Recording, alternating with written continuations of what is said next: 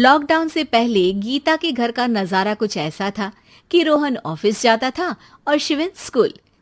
जिनके घर से जाने के बाद गीता काम खत्म करके बाकी समय आराम करती थी। लेकिन लॉकडाउन के बाद ऑफिस और स्कूल घर में ही खुल गए और इससे गीता का हाल वो तो आपको देखने में ही मजा आएगा। शिविन, ओ शिविन, महाराज उठने के लिए क्या 21 तोपों की सलामी लेंगे? अरे बिस्तर से बाहर निकल, ऑनलाइन क्लास स्टार्ट होने वाली है। अरे तुम भी हद करती हो, स्पीकर की तरह चिल्लाने की क्या जरूरत है? दिख नहीं रहा मेरी कॉन्फ्रेंस चल रही है। अब कैमरा और स्पीकर ऑन कर रहा हूं, मुझे कोई शोर नहीं चाहिए। इस पर जैसे ही रोहन लैपटॉप का कैमरा और स्पीकर ऑन करता है तभी कुकर की सीटी बजती है। करा लो अब इसे चुप। लॉकडाउन नहीं हुआ, मेरी मौत का फरमान जारी हो गया। दोनों बाप बेटे ने नाक में दम किया हुआ है। ऐसा बोलकर गीता वहां से शिविन के कमरे में पहुंच जाती है, जहां शिविन अभी भी सो रहा होता है। ओ आलसी, अब अगर 5 मिनट में नहीं उठाना तो आज तेरा गेम और यूट्यूब कैंसिल। माँ की बात सुनकर शिविन बिना 1 मिनट गंवाए उठ खड़ा होता है। उठ गया, अभी नहाकर भी आता हूँ। ये नाटक कहीं और, मुंह पर गीला कपड़ा मार और पढ़ने बैठ। शिविन की ऑनलाइन क्लास स्टार्ट हो जाती है, जिस पर गीता उसे वहां बिठाकर रसोई में चली जाती है। थोड़ी देर में उसे कमरे से कुछ आवाज सुनाई देती है, जिसे सुनकर वो कमरे में वापस आती है। हाय राम, तुझे क्लास अटेंड करने के लिए बोला था, कैमरा ऑफ करके बिस्तर पर नाचने के लिए नहीं बोला था।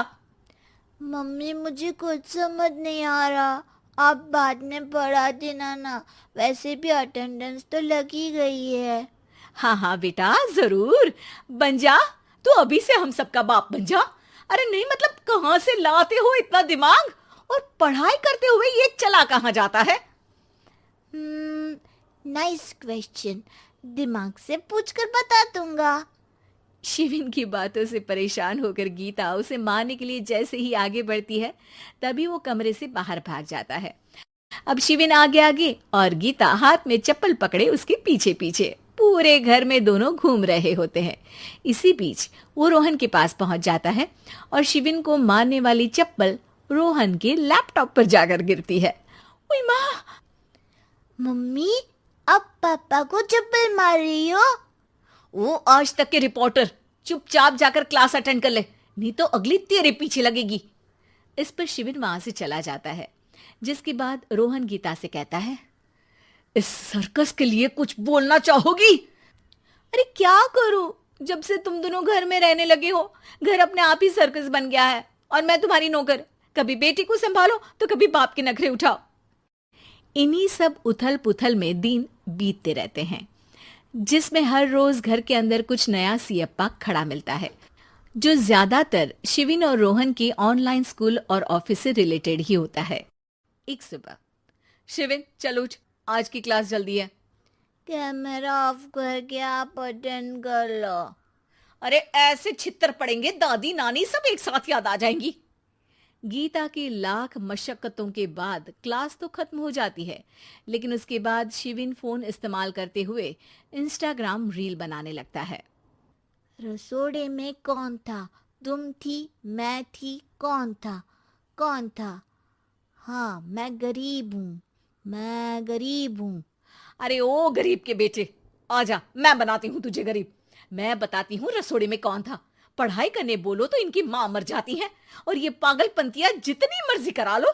गीता शिविन को डांट रही होती है, तभी रोहन बीच में बोल पड़ता है। अरे बच्चा ही तो है, इतना गुस्सा क्यों कर रही हो?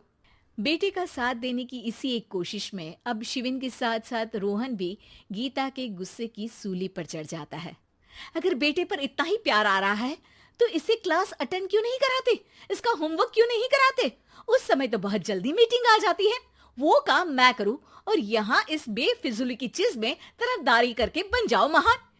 हे भगवान, कोई तो इनके ऑफिस और स्कूल खुलवाओ, मैं इन्हें और घर में नहीं सह सकती। अरे कुछ और मांग लेती, क्योंकि तुम्हारी ये विश इस साल तो पूरी होने से रही, कोरोना। हाय नास पिटे ने जिंदगी ही बर्बाद कर दी। खाए कोई पचाए कोई, कल मुझे चुन चुन कर सबको मेरी बद्दुआ लगेगी। उन्होंने दुनिया का और इन बाप बेटे दोनों ने मेरा जीना मुश्किल कर दिया। गीता वहां से चली जाती है, जिसके बाद रोहन शिविन से कहता है, अरे तुम्हारी मम्मी इतनी भड़की हुई क्यों है?